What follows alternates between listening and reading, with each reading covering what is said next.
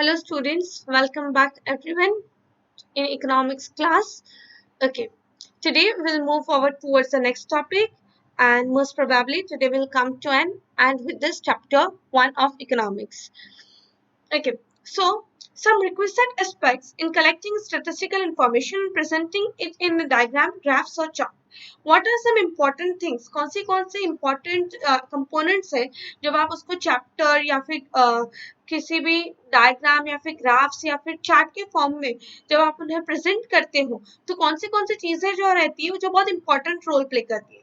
Statistical information can be represented in the form of diagram, chart or graph. We have already discussed this. These are helpful in explaining some economic principle. Trends and relationships in a simple and suggestive manner. Such a representation also becomes attention catching. While constructing such diagram, the following particulars must be carefully considered. सबसे पहले कौन सी चीज का हमें ध्यान रखना है? तो सबसे पहले sources of information in data. हमने हमारा सोर्स क्या है, हमने इंफॉर्मेशन कलेक्ट कहाँ से की है, कहाँ से हमारा पूरा इंफॉर्मेशन कलेक्ट हुआ है, ये बताना बहुत जरूरी है क्योंकि तभी पता चलेगा कि आपने जो चार्ट और जो डेटा प्रेजेंट किया है वो रेलेवेंट है या इररेलेवेंट है. जब भी आप न्यूज़पेपर पढ़ते हो या फिर जब भी आप कहीं पे कोई डेटा रीड करते हो तो उसके नीचे सोर्स लिखा होता है जो आपको बताता है कि ये कहाँ से कलेक्ट किया गया है. जैसे आप लोगों को स्टैटिस्टिक्स में अजीम सर ने पढ़ा होगा कि प्राइमरी डेटा होता है, सेकेंडरी डेटा होता है. ठीक है, जैसे आपने थ्योरी पढ़ी होगी. तो जो प्राइमरी डेटा जो है जब उसे सेकेंडरी फॉर्म में डाला जाता है, सेकेंडरी फॉर्म में रखा जाता है तो आपको बताना पड़ता है कि आपको ये प्राइमरी डेटा कहाँ से मिला. ठीक है, आपने सेकेंडरी फॉर्म में रिप्रेजेंट तो किया पर इसका आपको सोर्स कहाँ से, इसका सोर्स कहाँ पर है, आपको ये डेटा मिला कहाँ से, तभी आप पर कोई ट्रस्ट कर पाएगा और तभी वो लोग डिसाइड कर पाएंगे कि वो डेटा रेलेवेंट है या इररेलेवेंट है. ठीक है. So, the sources of data must be reliable and universally acceptable for ensure their accuracy. मैंने बोला ना, तभी आपको पता चलेगा कि वो कितना सही है, कितना करेक्ट है. For instance, to obtain information regarding growth and development parameters in India, Economic Survey of India and data provided by CSO, that is Central Statistical Organization, is reliable source. मतलब अगर हम इंडिया का economic survey करना है और वो सर्वे हमें CSO से मिला है, उसका डेटा हमें सीएसओ से मिला है तो जाहिर सी बात है कि वो रेलेवेंट होगा. ठीक है. To obtain comparative data for such parameter for different countries of the world development report. अगर आप चाहते हो कि दुनिया की रिपोर्ट्स आप कंपेयर करो तो सबसे ज्यादा रिलायबल कौन रहेगा? World development report is reliable and universally accepted source. Okay, so one first and foremost is source of your data. आपका डेटा कहाँ से मिला है और आपको मेंशन करना पड़ेगा कि वो सोर्स कहाँ पे है, तभी लोग उसके ऊपर यकीन कर सकेंगे, तभी लोग उसे रेलेवेंट और एक्यूरेट मानेंगे, वरना उसे कोई एक्यूरेसी कंसीडर की जाएगी नहीं. Then second is clarity regarding dependent and independent variable. X और वाई एक्सिस का क्लैरिटी होना बहुत जरूरी है. When there is cause effect relationship between variable, then the cause variable is treated as independent variable. Cause जिसकी वजह से हुआ है वो independent है and effect जो reaction आया है वो dependent variable है. ठीक है. बारिश गिरना इंडिपेंडेंट वेरिएबल, बहुत एग्रीकल्चर होना उस वजह से डिपेंडेंट वेरिएबल, क्योंकि अगर बारिश नहीं हुई तो एग्रीकल्चर नहीं होगा. पर बारिश गिरना इज इंडिपेंडेंट, वो किसी चीज पर डिपेंड नहीं कर रहा, पर agriculture depends on rain, so agriculture is dependent variable. Fine. अब कोई ऐसा लॉजिक मत डालना कि भाई जितने ज्यादा पेड़ उगाएंगे उस मुताबिक भी तो बारिश होती है. यहाँ पे दो चीज के बीच में रिलेशनशिप देखी जा रही है, मतलब रिलेशनशिप चेक की जा रही है एग्रीकल्चर और रेन के बीच में, तो उसमें तो एग्रीकल्चर डिपेंडेंट है ना और रेन इंडिपेंडेंट है. समझ में आया? Fine. when they okay, so here it is, and the effect variable is treated as dependent variable as its values depend on the values of the independent variable.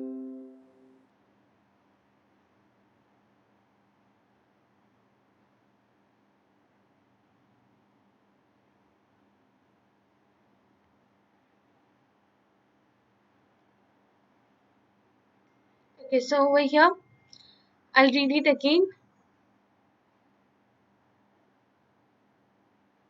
when there is cause and effect relationship between variable, then the cause variable is treated as independent. जिसकी वजह से cause हुआ है, that is independent, and effect variable is treated as dependent variable, as its value are dependent on the value of independent variable.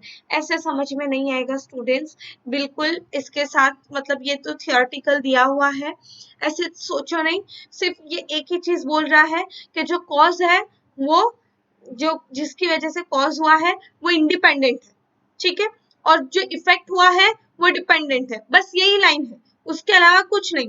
क्योंकि जो effect होता है, जो इंडिपेंडेंट वेरिएबल होता है, वो किसी चीज पर डिपेंड नहीं कर रहा, पर जो डिपेंडेंट वेरिएबल है वो इंडिपेंडेंट पे डिपेंडेंट है, ठीक है, इसीलिए तो वो डिपेंडेंट है। तो डिपेंडेंट किस पे होगा? इंडिपेंडेंट वेरिएबल पे डिपेंडेंट होगा। समझ में आया? Now next is, in such relationship, data pertaining to the independent variable must be represented on x-axis. जो independent है, जो भी डेटा इंडिपेंडेंट है वो एक्स एक्सिस पे, देखो एक्स के दो पैर होते हैं, एक्स के दो पैर होते हैं, वो खुद के पैर पर खड़ा रह सकता है, तो उसे इंडिपेंडेंट रखो, ठीक है। तो एक्स एक्सिस पे आप कौन सा वेरिएबल लोगे? जो इंडिपेंडेंट है, क्योंकि एक्स, लुक एंड शो, जब आप एक्स ड्रॉ करते हो तो ये इस तरीके से एक्स ड्रॉ होता है, ठीक है। अब ये एक्स के दो पैर है, वो अपने आप खुद खड़ा रह सकता है, ठीक है, तो ये क्या है? इंडिपेंडेंट वेरिएबल, मतलब आप इंडिपेंडेंट वेरिएबल एक्स एक्सिस पे लोगे। अब ये देखो, वाई का एक ही पैर होता है, बंदा कब तक एक पैर पर खड़ा रहेगा? उसे किसी ना किसी की तो जरूरत पड़ेगी ना, तो it takes help from X, that is independent variable. तो वाई पे क्या आएगा? डिपेंडेंट वेरिएबल, क्योंकि बेचारे का एक ही पैर है, कैसे कितनी देर खड़ा रहेगा वो? समझ में आया? तो this is not a real logic students, this is a way to remember, okay। तो यहाँ पे x एक्सिस पे कौन सा लेंगे हम लोग? जो इंडिपेंडेंट है, और y एक्सिस पे हम लेंगे जो डिपेंडेंट है, ठीक है। For instance, if we are examining the relationship between rainfall and agriculture production in a region, rainfall is dependent variable. Independent variable. Okay, rainfall is independent variable and represented on x-axis. As rainfall is independent, कहाँ पे रखोगे आप? x-axis पे, दोनों पैर है उसके, ठीक है। And agriculture is dependent variable, एक ही पैर है, कहाँ पे डालोगे? y-axis पे, ठीक है। If we are examining the production over different time periods, then time periods are represented on x-axis and production on y-axis. जो time period है वो x-axis पे, क्योंकि वो independent है, और जो production है वो y-axis पे, क्योंकि time period पे production जो है वो अलग-अलग time पर vary हो रहा है, ठीक है। In economics, in law of demand, however, price which is independent variable is represented on y-axis and demand which is dependent variable is represented on x-axis. अब जो law of demand होता है उसमें भी price क्या है? Independent variable, तो x-axis पे जाता है, और जो डिमांड है वो डिपेंडेंट वेरिएबल है प्राइस के ऊपर, मतलब प्राइस के ऊपर नीचे होने की वजह से डिमांड के अंदर फ्लक्चुएशन आती है, तो डिमांड क्या है? डिपेंडेंट वेरिएबल, तो वो जाता है y एक्सिस पे। पूरा वापस एक्सप्लेन कर रही हूँ, ध्यान से सुनना। देखो यहाँ पे हम ऐसा बोला है कि दो तरीके के वेरिएबल होते हैं, एक होता है इंडिपेंडेंट, दूसरा होता है डिपेंडेंट। कॉज जो है जिसकी वजह से हुआ है वो इंडिपेंडेंट है, ठीक है। इफेक्ट जो है, मतलब जो रिएक्शन है वो डिपेंडेंट है। एक्स एक्सिस के ऊपर आप लोगे इंडिपेंडेंट वेरिएबल, वाई एक्सिस पे आप लोगे डिपेंडेंट वेरिएबल। तीन एग्जाम्पल दिए हैं, पहला एग्रीकल्चर और रेनफॉल का दिया है, दूसरा टाइम और प्रोडक्शन का दिया है, और तीसरा डिमांड और सप्लाई का, डिमांड प्राइस और डिमांड का लॉ ऑफ डिमांड दिया हुआ है, जिसमें प्राइस और डिमांड का रिलेशनशिप बताइए। पहला क्या है? एग्रीकल्चर और रेनफॉल। रेनफॉल, रेनफॉल क्या है? इंडिपेंडेंट, एग्रीकल्चर डिपेंडेंट, तो रेनफॉल कहां पर आएगा? एक्स एक्सिस पर, और रेनफॉल के साथ क्या है? एग्रीकल्चर, वाई एक्सिस पे। दूसरा time period and production, time independent है, एक्स एक्सिस पे जाएगा, प्रोडक्शन डिपेंडेंट है, वाई एक्सिस पे जाएगा। Third law of demand, demand और प्राइस है, प्राइस इंडिपेंडेंट है, एक्स एक्सिस पे डालो, बचा क्या? डिमांड, उसको डालो वाई एक्सिस पे। समझ में आया? ये है आपका ये पूरा पैराग्राफ, जितना रीड करोगे उतना कंफ्यूज होगा, ये चीज समझ लो, ये चीज क्लियरली समझ लो। ये 3 पॉइंट साइड पे पेंसिल से लिख लो ताकि भूलो नहीं। समझ में आया? 3 पॉइंट साइड पे पेंसिल से लिख लो। फाइन। कॉज का मतलब इंडिपेंडेंट, इफेक्ट का डिपेंडेंट, एक्स एक्सिस पे इंडिपेंडेंट, वाई एक्सिस पे डिपेंडेंट। और उसके ये 3 एग्जाम्पल लिख लो। Fine, now will move forward. Sources हो गया, सोर्सेज रेलेवेंट होने चाहिए, एक्यूरेट, तभी एक्यूरेसी मेंटेन होती है। Second, clarity regarding dependent and independent, I hope very much clear. And third, selecting appropriate scales. आपको स्केल्स डिटरमाइन करना बहुत जरूरी है। बचपन में सबसे ज्यादा ग्राफ बनाने में सबसे ज्यादा प्रॉब्लम ये होती थी कि वो बॉक्सेस का जो स्केल्स डिटरमाइन करने होते हैं ना, वही समझ नहीं आते थे। आज जाके क्लियर कर रहे हैं वो लोग 11th स्टैंडर्ड में, समझ लो। In order to obtain a systematic graph with clarity and appropriate size, proper scales must be taken on both the axes. दोनों एक्सिस पर सही स्केल जाना चाहिए। Scales are measured taken to represent actual data in diagram. If actual data is too large, अगर actual data बहुत बड़ा है, say in thousand or lakhs, then such data can be directly represented in charts. Hence, it is represented after converting into measures of on appropriate scale.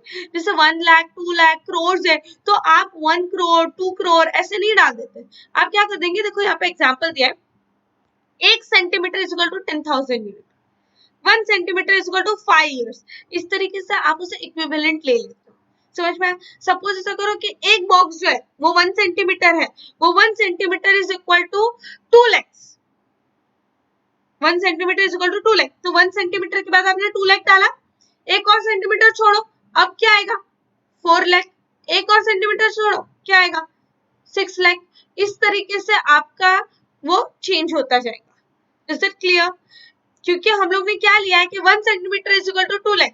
अगर 1 centimetre 2 lakh का है तो 1 centimetre का half जो होगा वो 1 लाख और दूसरा 1 लाख, दोनों मिला के 2 लाख बनेगा।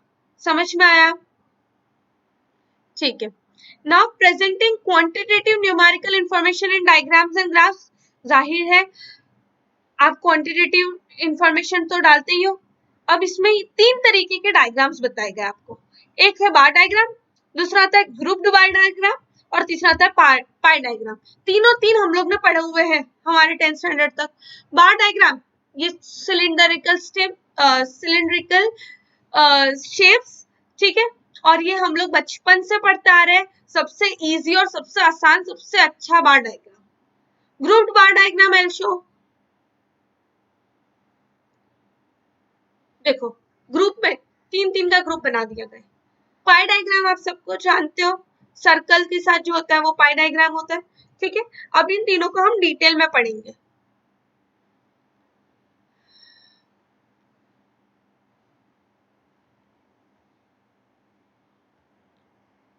Okay, I'll read for you.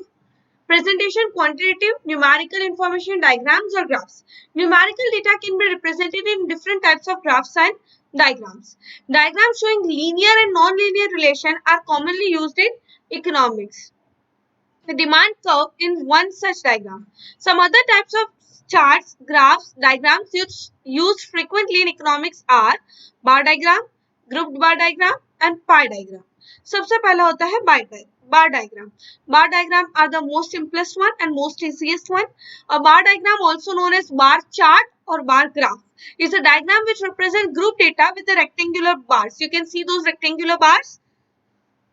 I'll show. Rectangular bars ये जो है ना, ये I am not that good with drawing students, apologize.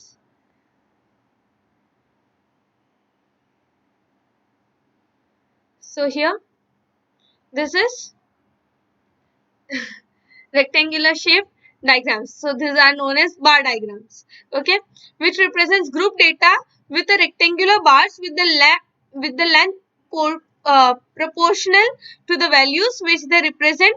For example, production of wheat in India. अब देखो यहाँ पे एक है ईयर, तो ईयर क्या है, ईयर कैसा है, इंडिपेंडेंट वेरिएबल है, will be putting on X axis.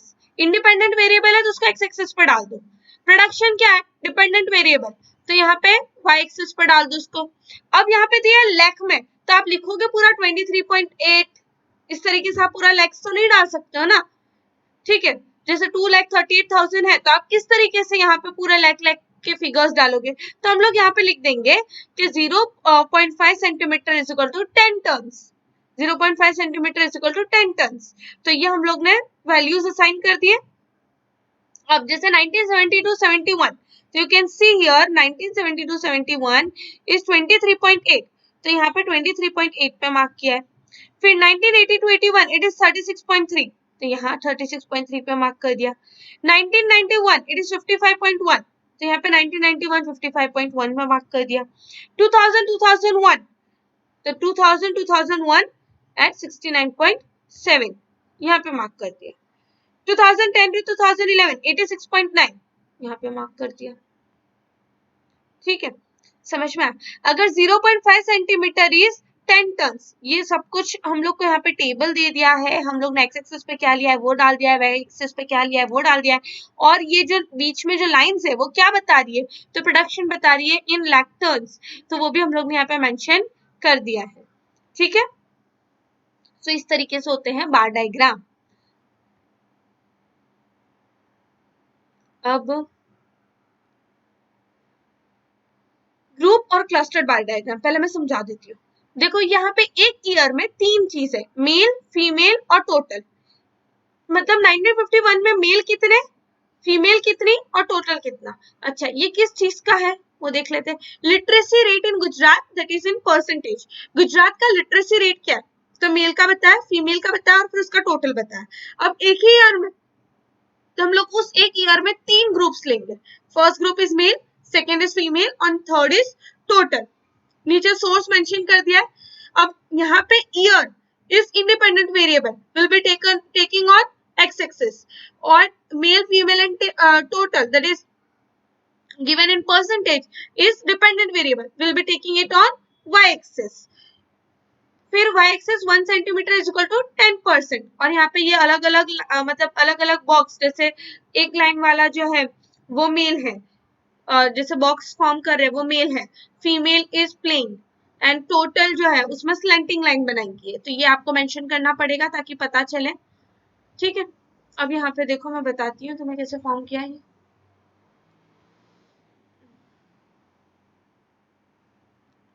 जैसे here the percentages are, we'll check the percentage। जैसे let's take 1951, तो 30.17 है। I'll write it over here, wait।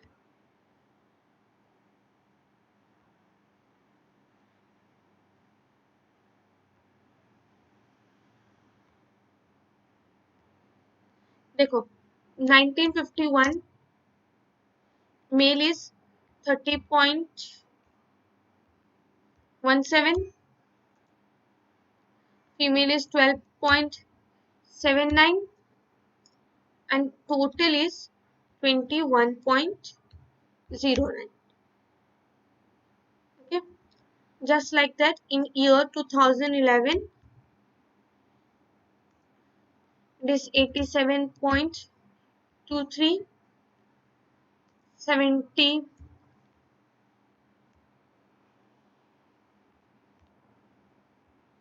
70.73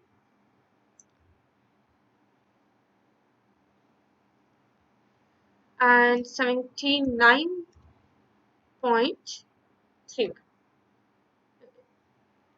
So now we can go downwards। बस हो गया, लिख लिया before we go down। अरे चलो कोई नहीं, याद कर लो तुम लोग। 1951 में 30.17 है, तो नीचे देखो यहाँ पे 1951 में 30.17, ये यहाँ पे ऐसे मार्क कर दिया। फिर कुछ 13 के अराउंड फीमेल्स है, तो यहाँ पे ये मार्क कर दिया, और ये जो है वो टोटल है। इस तरीके से तीनों ग्रुप्स 1951 के यहाँ पे फॉर्म कर दिए 1951 में। ठीक है, सेम गोज विथ 2011 और बाकी सारे ईयर्स में भी इसी तरीके से।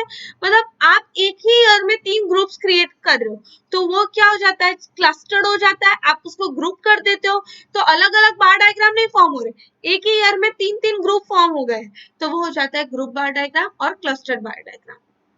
I hope it is very much clear. I'll read it for you।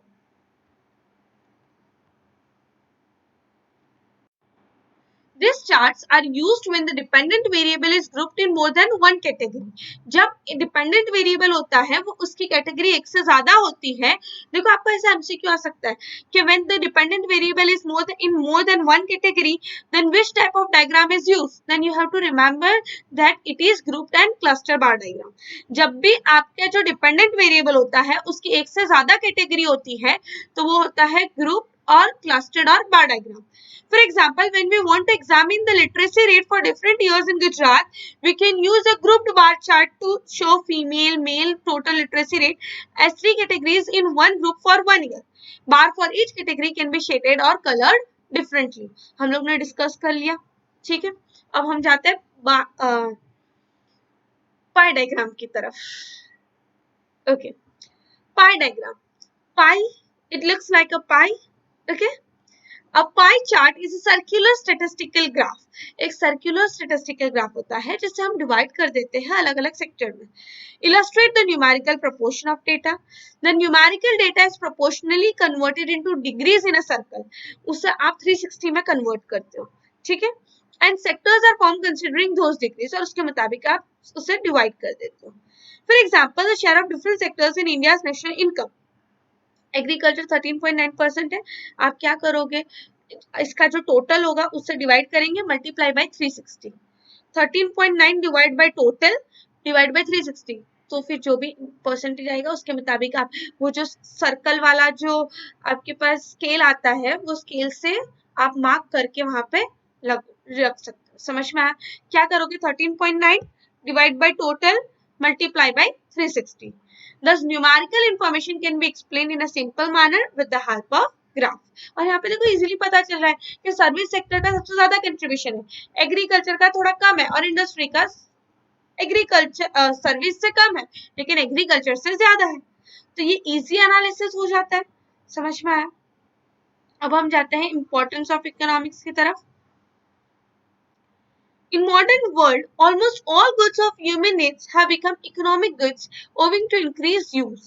Her good क्या हो गया है, इकोनॉमिक गुड हो गया है क्योंकि उसका यूज बहुत ज्यादा हो गया है. And scarcity और उसकी कमी बहुत हो गई है. And thus all the activities of human being are increasingly becoming economic activity.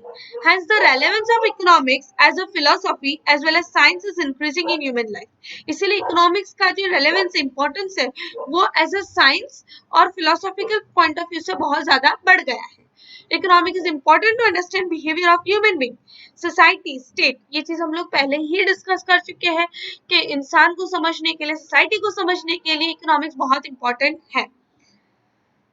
अच्छा, इकोनॉमिक्स क्या क्या पढ़ता है? तो understanding everyday behaviour, understanding international event and understanding historical event.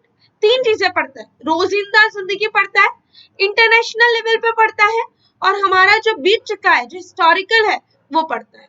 First, we'll see the everyday behavior. It is useful in understanding everyday behavior of human being, society and state while managing the routine tasks. Economic help in understanding everyday behavior in the following ways. सबसे पहले understanding international event. Some international event affect lives of people. several countries like USA, Russia, China, etc. People try to understand the impact of rise in price of crude oil in international market on their own cost of living.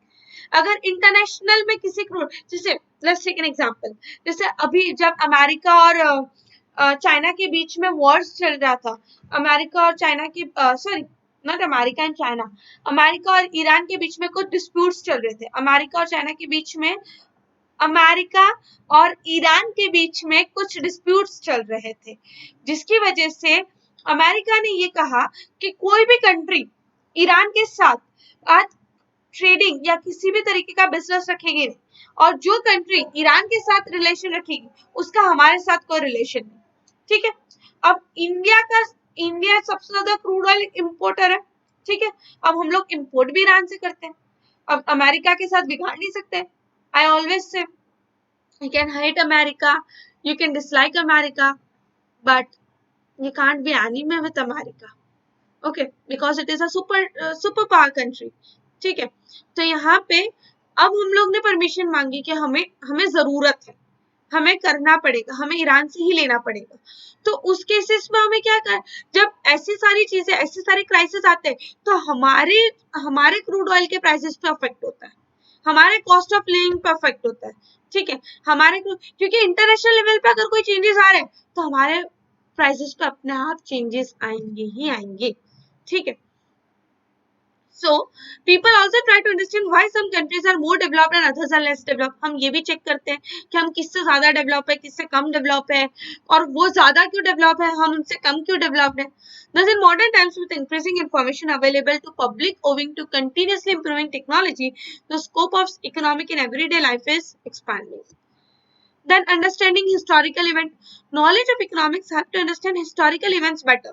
Economics helps to understand better the reason behind wars. क्यों wars हुए, entry of east India company क्यों हुई, resultant British राज कैसे हुआ, India's revolt against goods made in England during British rule, labour movement, मतलब सारे historical events भी आप इजीली उससे पढ़ सकते हो।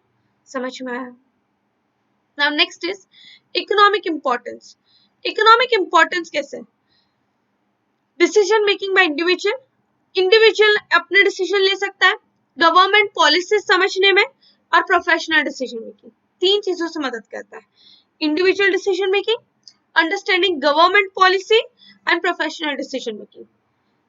देखो जब धीरे धीरे जब मार्केट ऊपर नीचे होने लगता है, जब कहीं पे कोई प्रॉब्लम हुई है, कोई फॉरेन कंट्री में कोई प्रॉब्लम हुई है और उसकी वजह से हमें ऐसा लगता है कि शायद इसकी प्राइसेस बढ़ेगी या शायद इस तरीके से कोई इम्पैक्ट हो सकता है हमारी कंट्री में, तो एक नॉर्मल इंसान भी अपना इंतजाम कर लेता है, ठीक है, वो है डिसीजन मेकिंग बाय इंडिविजुअल।